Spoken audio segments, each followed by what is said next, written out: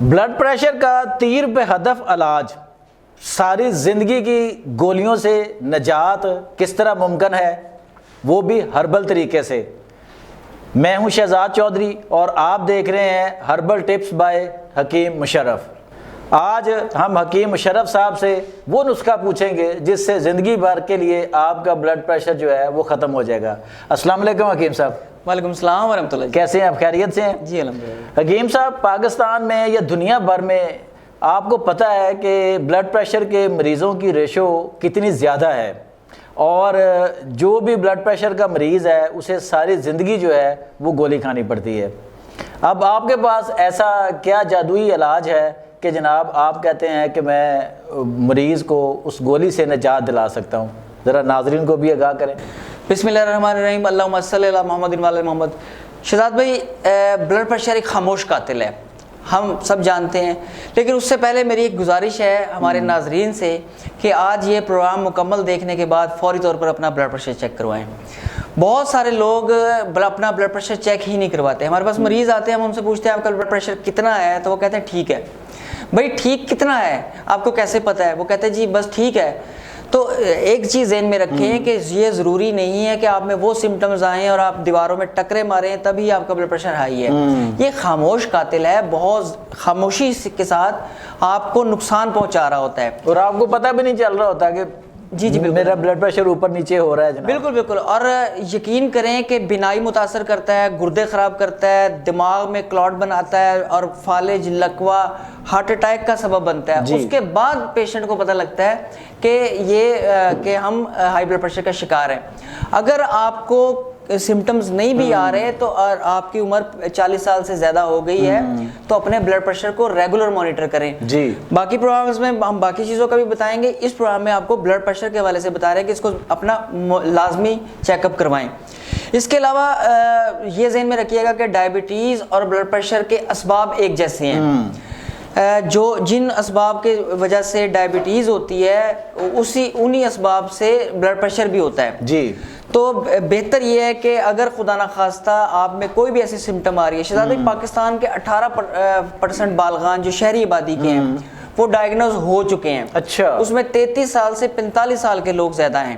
اچھا، اور اس میں بھی 50% لوگوں میں درست تشخیص ہو چکی ہے کہ ان کا بلڈ پریشر ہائی کیوں ہے۔ یہ ڈیٹا بڑا مصدقہ میں آپ کو بتا رہا ہوں۔ اچھا، اور وہ ان میں سے بھی 50% علاج کی طرف آتے ہیں، اور اس کے بعد بھی ان میں سے بھی جو ڈیٹا کے مطابق ان میں سے بھی صرف 12.5% لوگ جو ہیں وہ اپنے بلڈ پریشر کو مینیج کر پاتے ہیں۔ مینجمنٹ کا مطلب ہے کہ وہ ٹھیک نہیں ہوتے، ہاں وہ گولی پہ لگ جاتے ہیں کہ وہ ڈیلی دوائی کھائیں گے تو نارمل رہے گا۔ جی، تو اس کے بعد جو ان کو نقصانات ہوتے ہیں تو خدارا یہ ہربل کی طرف لوٹیں۔ پوری دنیا ہربل کی طرف لوٹ رہی ہے۔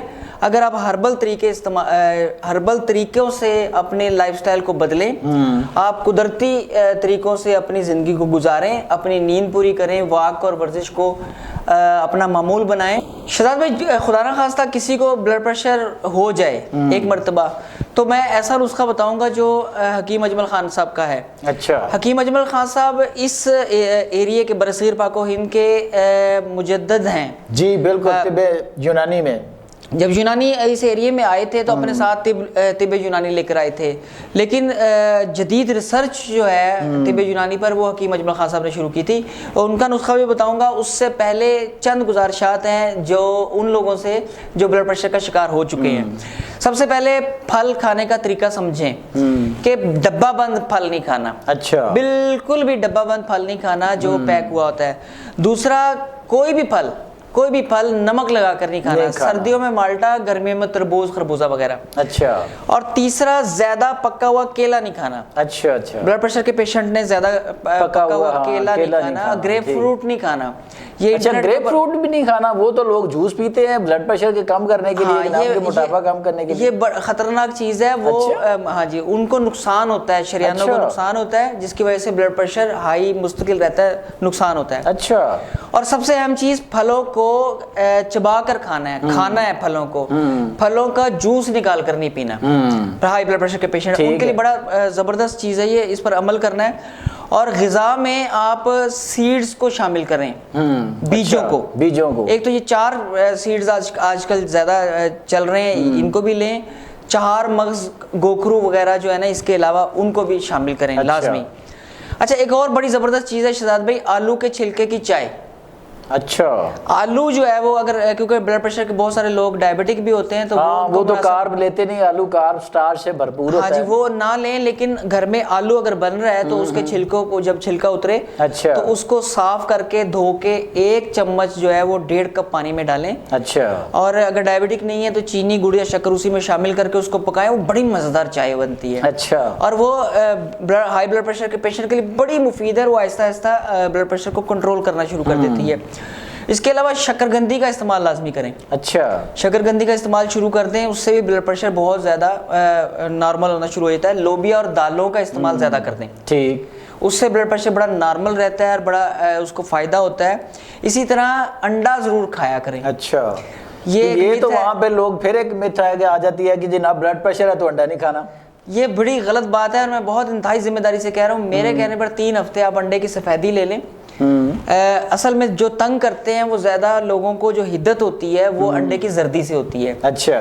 انڈے کی زردی ہفتے میں 3 مرتبہ لازمی لیں، زردی سمیت انڈا. اچھا. اور باقی دنوں میں جو ہے نا اگر زیادہ انڈے کھانے ہیں تو پھر وہ انڈے کی سفیدی لیں. اچھا. اسی طرح ٹماٹر اور گہرے رنگ کی سبزیاں لازمی لیں، وہ بلڈ پریشر کو نارمل کرتی ہیں. اچھا. اس میں خاص طور پر سبز پالک جو ہے وہ بہت زبردست ہے. اس کے علاوہ ڈرائی فروٹس نہ لیں، نٹس لیں. اچھا.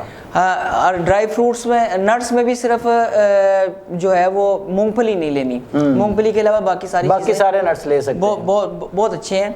اس کے علاوہ کھجور اور دودھ کا کمبینیشن دن کے وقت یہ بڑا زبردست ہے بلڈ پریشر کے پیشنٹ کے لیے. اچھا. گرم دودھ کے اندر چند کھجوریں ابال لیں. اچھا. اور وہ لیں، اور یہ ناشتے کے وقت لیں تو بلڈ پریشر بڑا ہی ریلیکس رہتا ہے. اور یہ گرم دودھ لینا ہے، ٹھنڈا دودھ نہیں لینا. گرم دودھ ابلا ہوا اور اتنا گرم ہو کہ وہ پیا جا سکے نا، نیم گرم کوسا. اچھا اب ہم آتے ہیں اس کے مستقل علاج کی. جی بالکل.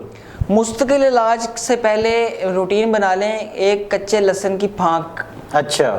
اگر آپ کو اس سے کوئی مسئلہ نہیں ہوتا، مطلب کچھ لوگ ہیں جو ان کو ڈکاریں آتی ہیں تو وہ انایزی فیل کرتے ہیں، تو 2 جو ہے وہ اس کی تری بھی لے سکتے ہیں روزانہ. کچا لہسن اس کو ہاف کر لیں چاہے 1 توری کو، اور وہ کھا کے تو بہت لائٹ سا پانی پینا ہے. اچھا. جو پرابلم آتی ہے وہ زیادہ پانی پینے سے آتی ہے. اچھا. لائٹ سا پانی پیئیں جس سے وہ نگلا جا سکے. تو بلڈ پریشر کا یہ مستقل حل ہے. اچھا اس کے ساتھ ہی لہسن کو اگر آپ نیم گرم پانی کے ساتھ شہد ہلکا سا مکس کر کے، بہت لائٹ شہد، چند قطرے، 1 کپ یا 1.5 کپ پانی کے ساتھ نیم گرم کے ساتھ لیں تو تب بہت زیادہ فائدہ ہوگا. ٹھنڈا پانی یا روم ٹیمپریچر والا پانی چند گھونٹ لینا ہے. اچھا جی ہم آتے ہیں حکیم اجمل خان صاحب کے نسخے کی طرف. فلفل سیاہ 2 تولہ لینی ہے، اور اس میں چھوٹی چندن 1 تولہ لینی ہے. چھوٹی چندن ہوتی ہے اسرول جسے کہا جاتا ہے. اس کے اوپر بہت ریسرچ ہو رہی ہے، ابھی بھی ہو رہی ہے، اور یہ بڑی سائنٹیفکلی پروون ہے. کلینکل ٹرائلز اس پر ہزاروں لاکھوں کی تعداد میں موجود ہے. 2 تولہ فلفل سیاہ اور 1 تولہ آپ نے چھوٹی چندن لے کر اس کے 500 ملی گرام کے کیپسول بھر لینے ہیں صفوف بنا کے. اور ناظرین صفوف بنانے کا طریقہ آپ کو شہزاد صاحب بتائیں گے. ناظرین آپ نے کوئی بھی چیز جو ہوتی ہے وہ ہربل چیزیں ہیں جتنی بھی، جب آپ نے وہ پیسنی ہے، آپ گھر میں گرائنڈر چلائیں یا جو اس میں بھی آپ پیسیں، اس کو آپ نے آہستہ آہستہ پیسنا ہے. اس کو بار بار چلانا ہے، بار بند کرنا ہے. ایک ہی دفعہ میں آپ نے صفوف نہیں بنانا. وجہ کیا ہوتی ہے؟ وجہ یہ ہوتی ہے کہ جب آپ ایک ہی دفعہ گرائنڈ کرتے ہیں اس سے حدت پیدا ہوتی ہے، اور حدت سے غذائی اجزاء جو ہوتے ہیں، جو لطیف ادویاتی اجزاء ہوتے ہیں، وہ زائل ہو جاتے ہیں، ان کا اثر ختم ہو جاتا ہے. تو یہ طریقہ ہے جو مشرف صاحب نے میرے ذمہ ڈالا ہوا ہے. جی، اور یہ بالکل ٹھیک بات کر رہے ہیں. اس کو گرم نہیں ہونے دینا نسخے کو نا، مکسی یا گرائنڈر جو بھی ہے، یا اگر آپ پنساری سے بھی پسوا رہے ہیں تو اس کو بھی یہ کہنا ہے کہ ایک دم مشین نہیں چلا دینی، آہستہ آہستہ کرنا ہے. اچھا اس کا باریک صفوف بنا کے 500 ملی گرام کے کیپسول بھر لینے ہیں، اور 1 کیپسول صبح نہار پیٹ لینا ہے اور 1 شام کو بھوک کے وقت لینا ہے، کھانا کھانے سے پہلے. اچھا ہمارا معمول ہے، مطلب تھوڑا سا اس میں ایک اور نسخہ ہے جس میں تھوڑا سا اضافہ کیا ہمارے بزرگوں نے. وہ اس میں ہم اسرول 10 گرام لیتے ہیں، اچھا دار چینی 10 گرام لیتے ہیں، سندل سفید 10 گرام لیتے ہیں، اور گل سرخ 10 گرام۔ اچھا اس میں ثابت دھنیا خشک، یہ بہت زبردست چیز ہے بلڈ پریشر کے لیے، یہ 10 گرام لیتے ہیں اور اس کا سفوف بنا لیتے ہیں۔ سفوف بنانے کا وہی طریقہ جو شہزاد صاحب نے بتایا آپ کو، اور اس کی چھوٹی چمچ لیتے ہیں چائے والی، یہ صبح اور شام عرق گلاب کے ساتھ۔ اچھا یہ عرق گلاب کے ساتھ صبح اور شام 2 مرتبہ لیں، یقین کریں بلڈ پریشر کا جڑ سے خاتمہ ہو جائے گا۔ عرق گلاب کتنا پیے ساتھ؟ عرق گلاب آپ 1 چمچ سے لے کر 1 گلاس تک پی سکتے ہیں۔ اچھا عرق گلاب آپ 1 چمچ سے لے کر 1 گلاس تک پی سکتے ہیں۔ اچھا تو جی ناظرین، یہ تھے ہم حکیم مشرف علی زیدی، جنہوں نے بلڈ پریشر کو جڑ سے ختم کرنے کے نسخہ جات آپ کی خدمت میں پیش کیے۔ آپ ان پر عمل کریں، بہت آسان ہے اور بڑی آسانی سے آپ ان کو گھر پر بنا کر استعمال کر سکتے ہیں۔